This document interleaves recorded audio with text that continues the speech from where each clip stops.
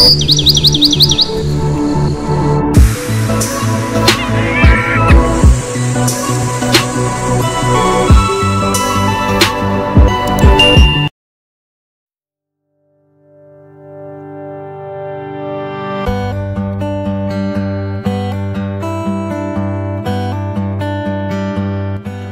বন্ধুরা, trip to ফুডের আরও একটি নতুন ভিডিও জানাই আপনাদের স্বাগত। খাস কলকাতার খিদিরপুর এলাকার ইস্ট ইয়ার্ড কলকাতার পোর্ট ট্রাস্টের কম্পাউন্ডে রয়েছে পুরীর আদলে তৈরি একটি জগন্নাথ দেবের মন্দির। একেবারে শ্রীক্ষেত্রের আদলে নির্মিত এই মন্দিরটি বহু মানুষের বহু বছরের কঠোর পরিশ্রম এবং আর্থিক সাহায্যের ফসল। মহাপ্রভু শ্রী জগন্নাথ ও শ্রী বলভদ্র এবং দেবী সুভদ্রা এবং সুদর্শন চক্র এই মন্দিরে একেবারে ঐতিহ্য মেনে। মন্দিরের কথা বললেই প্রথমে মনে আসে পুরীর শ্রীক্ষেত্রের নাম।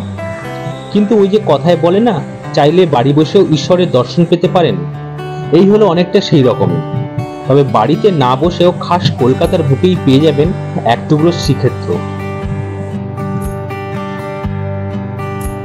1967 সালের কলকাতার খিদিরপুর বন্দরে 108 নম্বর ওয়ার্ড এলাকার শ্রী জগন্নাথ দেবের ভক্ত শ্রমিকরা একটি টিনের ঘেরা মন্দির তৈরি করে জগন্নাথ দেবের কাগজের ছবিতেই পূজা অর্চনা শুরু করেন। মনের ক্লান্তি দূর করতে জগন্নাথের স্রোত গাইতেন। পারুত্তম দাস নামে এক ব্রাহ্মণ নিত্য পুজো করতেন এখানে। 1968 সালের এক স্বপ্নাদেশে এখানকারই এক বসবাসকারী ওড়িয়া জনগণ একটি মন্দির নির্মাণের কথা ভাবেন। সেই মতন করে 1969 সালের 26শে জানুয়ারি লক্ষ্য স্থির করে শ্রী জগন্নাথ সেবা সমিতি নামে একটি সংগঠন গড়ে তোলেন এবং সমিতিরা সদস্যর বাড়ি বাড়ি গিয়ে মন্দির নির্মাণের জন্য অনুদান সংগ্রহ করেন।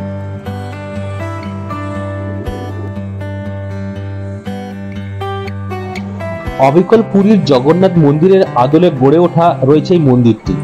পুরীর জগন্নাথ মন্দিরের অনুকরণে এই মন্দিরেও সিংহ দরজায় রয়েছে অরুণা স্তম্ভ। অরুণা স্তম্ভ থেকে 18টি সিঁড়ি উপরে স্থাপিত হয়েছে গেরুদা স্তম্ভ। গেরুদা স্তম্ভের পরেই মন্দিরের মূল দরজা। সেই কারণেই কলকাতাকে এই স্থানে শ্রীক্ষেত্র বা জগন্নাথ ধাম নামে আখ্যায়িত করা হয়েছে। সাদা ও বেলে পাথরের বিশ্বমানের স্থাপত্যের ভগবান বিষ্ণুর দশাবতার বিচিত্র রয়েছে এখানে। মন্দিরে চতুর্ধা মূর্তি তৈরি করেছিলেন ক্ষুরদার পাথরের রাজমিস্ত্রি হাদু মহারানা। 2003 সালে মূল মন্দিরে রত্নবেদিতে স্থাপন করা হয় মহাপ্রভু শ্রী জগন্নাথ, শ্রী বলভদ্র এবং দেবী সুভদ্রার বিগ্রহ।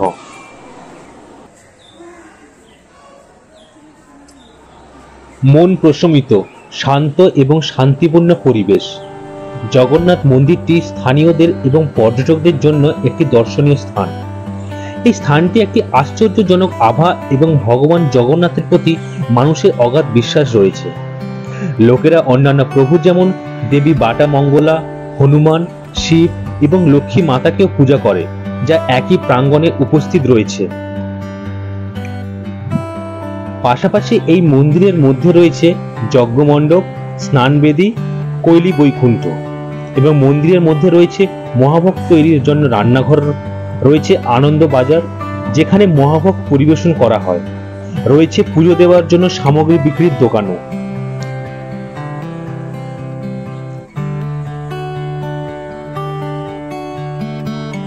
উনিশশো সালের 26শে জানুয়ারি লক্ষ্য অনুযায়ী শ্রী জগন্নাথ সেবা সমিতি নামে যে সংগঠন গড়ে তোলেন এবং সেই সমিতির সদস্যরা বাড়ি বাড়ি গিয়ে মন্দির নির্মাণের জন্য অনুদান সংগ্রহ করেন।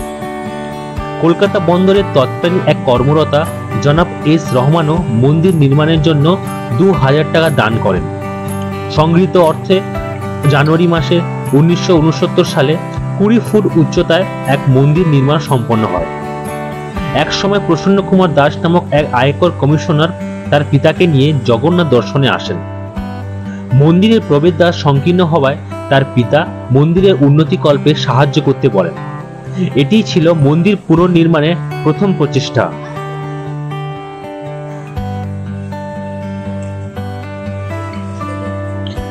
এবারে আসি মন্দিরের পূজা অর্চনা ও দর্শন নিয়ে। সুপরিকল্পিত সম্পাদিত মন্দিরটি সপ্তাহের সমস্ত দিনই ভক্তদের জন্য খোলা থাকে। তবে দর্শনের সময় সকাল 6টা থেকে দুপুর 1টা, বিকেল 4টে থেকে রাত্রি 9টা। প্রতিদিন সূর্যাস্তের সময় সন্ধ্যারতি হয়, ভোগ নিবেদন হয় প্রতিদিন দুবার, বেলা 12:30 একবার এবং রাত্রি 8:30 একবার। পুজো সমিতির কমিটি অষ্টম প্রহরী, রথযাত্রা, নেত্রোৎসব, জন্মাষ্টমী, শিবরাত্রি, সরস্বতী পুজো, গণেশ পুজো, ভগবত সপ্তাহ ইত্যাদি আয়োজন করে থাকে। মন্দির সমিতির উৎকল নামে যে বিভাগটি রয়েছে সেটি শ্রী জগন্নাথ সেবা সমিতির কর্তৃক পরিচালিত বিভিন্ন সাংস্কৃতিক ও সামাজিক কার্যক্রম পরিচালনা করে থাকে। 9 দিনব্যাপী ওড়িশা উদযাপন উৎসব, ওড়িশা নৃত্য সঙ্গীত সহযোগে খাবার এবং অন্যান্য উপাদেয় আহার্য পরিবেশনের ব্যবস্থা করে থাকে।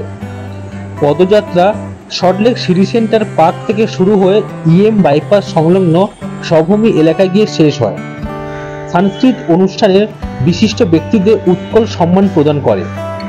2004 সালে কিংবদন্তি ভারতীয় ধ্রুপদী নৃত্যশিল্পী কেলুচরণ মহাপাত্রকে এবং 2015 সালে সঙ্গীত পরিচালক শান্তনু মহাপাত্রকে এই সম্মান প্রদান করা হয়। এছাড়াও এই বিভাগ যাদবপুর বিশ্ববিদ্যালয়ের সহযোগিতায় ইংরেজি ভাষার জগন্নাথ ইন এলিয়েন আইজ ও ওড়িয়া ভাষার স্মৃতি সরণী শীর্ষক দুটি গ্রন্থ প্রকাশ করে।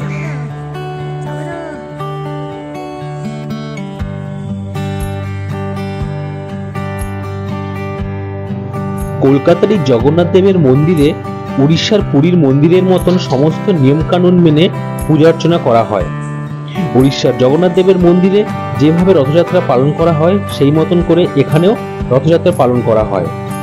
কথিত আছে আষাঢ় মাসের দ্বিতীয় শুক্লপক্ষে বলরাম ও বোন সুভদ্রার সঙ্গে মাসিবাড়ি যান জগন্নাথ, এবং জগন্নাথ দেবের মাসিবাড়ি যাওয়াটাকে বলে সোজা রথ এবং ফিরে আসাকে বলে উল্টো রথ।